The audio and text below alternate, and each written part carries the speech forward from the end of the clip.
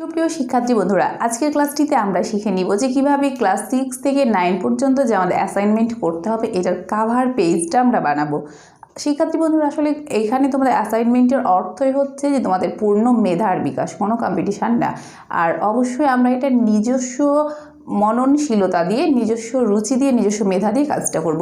তো শিক্ষার্থী বন্ধুরা দেখে নাও যে কাভার পেজটা করতে যে আমাদের যে তথ্যগুলো লাগবে সেইটা আমাদের জন্য মাস্ট। আমি আসলে কোন তথ্যটা আগে দিচ্ছি পরে দিচ্ছি বা কিভাবে দিচ্ছি এটা ফ্যাক্ট না। তো আমাদের যা যা তথ্য লাগবে সেটা হচ্ছে আমরা এরকম করে চাইলে দিতে পারি। একটা অবশ্যই আমরা বক্স করব, যেটা মার্জিন আমরা এটা বিভিন্ন কালার পেন ইউজ করে ডাবল ট্রিপলও দাগ দিতে পারি, একটাও দিতে পারি। আর দেখো শিক্ষার্থী বন্ধুরা, আমরা এখানে লিখেছি কি যে কোভিড-19 পরিস্থিতিতে 2020 শিক্ষাবর্ষে পূর্ণ বিন্যাসকৃত পাঠ্যসূচির ভিত্তিতে অ্যাসাইনমেন্ট ও মূল্যায়ন। তুমি চাইলে এভাবে একটা ডিজাইন করতে পারো, আবার তুমি চাইলে এটাকে বিসমিল্লাহির রহমানির রহিমও লিখতে পারো, আবার তুমি চাইলে এখানে তোমার বিদ্যালয়ের নাম দিয়েই শুরু করতে পারো, একান্ত তোমার ইচ্ছা। এরপর আমরা যেটা রাখছি দেখো যে বিদ্যালয়ের নাম, অবশ্যই তুমি কোন বিদ্যালয় থেকে দিচ্ছ এটা তোমার নাম দিবা যে অ্যাসাইনমেন্টের শিরোনাম, কোন বিষয়ের অ্যাসাইনমেন্ট লিখতেছো। অবশ্যই তোমাকে জমাদানের তারিখ আর যে অ্যাসাইনমেন্টটা কত নাম্বার অ্যাসাইনমেন্ট 1, 2, 3, 4 সেটাও কিন্তু উল্লেখ করতে হবে। আর দেখো শিক্ষার্থী বন্ধুরা, আমাদের আরও প্রয়োজন কি যে বিষয়, আমরা কোন বিষয়ের উপর অ্যাসাইনমেন্টটা লিখতে চাচ্ছি।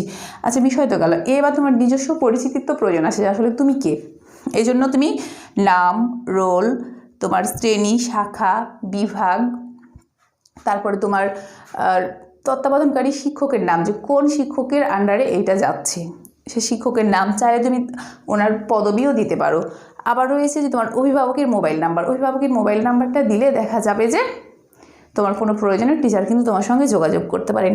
আবার রয়েছে শিক্ষক কর্তৃক মূল্যায়ন, শিক্ষক কর্তৃক কী মূল্যায়ন হবে এটা জাস্ট আমাদের একটা টিক চিহ্ন দেওয়ার জায়গা, যে মনে করো তোমার অ্যাসাইনমেন্টটা অতি উত্তম হয়েছে, অতি উত্তম, উত্তম, ভালো অথবা অগ্রগতি প্রয়োজন থাকলে সেইটা। আবার মন্তব্য যদি তুমি একটা জায়গা রাখো তাহলে কিন্তু শিক্ষক এখানে আরও বেশি কিছু লেখার প্রয়োজন মনে করলে সেটাও লিখতে পারেন। আরেকটা বিষয় রয়েছে শিক্ষার্থী বন্ধুরা, যে অভিভাবকের স্বাক্ষর, যে তোমার অভিভাবক কে তার একটা সত্যায়িত একটা স্বাক্ষর দিলা। তুমি চাইলে আবার শিক্ষকের স্বাক্ষরও রাখতে পারো।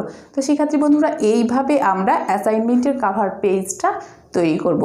আর নেক্সট ভিডিওতে তোমরা পেয়ে যাচ্ছ যে ক্লাস 6 থেকে ক্লাস 9 পর্যন্ত অ্যাসাইনমেন্ট, বিশেষ করে ইংলিশ অ্যাসাইনমেন্টগুলো কীভাবে লিখবা। তো ততক্ষণ পর্যন্ত সবাই ভালো থেকো, আল্লাহ হাফেজ।